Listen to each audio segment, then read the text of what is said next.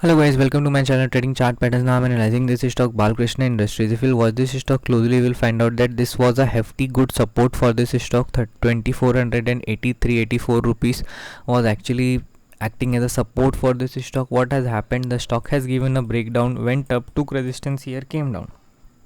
What can further happen? See, on 9th of August, or you can say the 6th of August, the result were about to get declared about this stock, okay, or on 9th of August the result will get declared. 5th of August the result has been declared.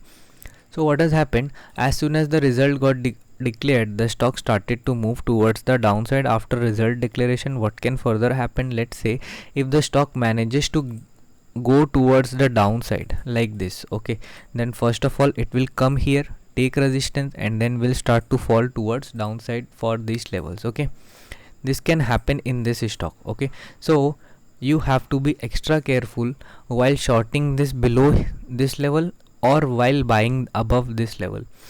Okay, because whenever if the stock manages to go above this candle's high above 2493.5, if the stock manages to go above this level, it will try to reverse up and go towards lifetime high prices. Okay, and if it makes a red candle in 15 minutes like this around this resistance and then starts to go towards downside, you can short this stock. Remember, market is actually not so volatile these days. Okay, it is actually making false breakouts and then coming down. Most of the nifty stocks are actually behaving like this. So remember, whenever a stock gives a breakout in 5-minute time frame, never trust this 5-minute breakout.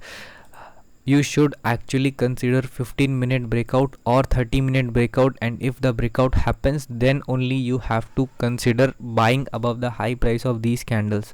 This is my short guidance for each and every one of you. Thank you for watching.